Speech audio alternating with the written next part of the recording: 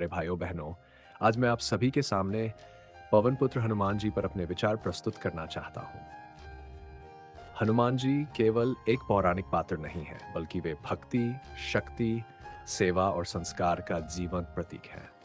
हनुमान जी का जन्म अंजनी माता के गर्भ से और पवन देव के आशीर्वाद से हुआ। बचपन से ही उनमें अद्भुत शक्ति थी। सूर्य को फल समझकर निगल जाना उनकी शक्ति का पहला उदाहरण है, लेकिन इससे भी बड़ी बात थी उनकी निर्मल बुद्धि और विनम्र स्वभाव। हनुमान जी का जीवन हमें सिखाता है कि शक्ति का सही उपयोग सेवा में होना चाहिए, आ, अहंकार में नहीं। उन्होंने कभी अपनी शक्ति का घमंड नहीं किया। जब जब श्री राम का नाम लिया, हनुमान जी सबसे पहले सेवा में खड़े दिखाई दिए। लंका दहन की कथा केवल युद्ध की कहानी नहीं है, बल्कि यह अधर्म के विनाश और धर्म की स्थापना का प्रतीक है। हनुमान जी अकेले लंका गए, लेकिन उनके साथ था राम नाम का बल।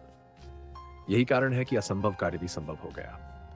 हनुमान जी हमें यह भी सिखाते हैं कि सच्चा भक्त वही है जो स्वयं को प्रभु से छोटा और प्रभु को सबसे बड़ा माने। जब राम जी ने उनसे पूछा, तुम कौन हो? हनुमान जी ने उत्तर दिया, देह बुद्धिया तु दासोस्मि, जीव बुद्धिया त्वदंशक, आत्म बुद्धिया त्वमेवाहम।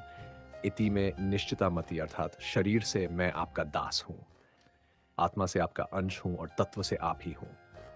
आज के युग में हनुमान जी का आदर्श और भी अधिक प्रासंगिक है। जहां भय है, वहां हनुमान जी साहस देते हैं। जहां आलस्य है, वहां वे ऊर्जा देते हैं।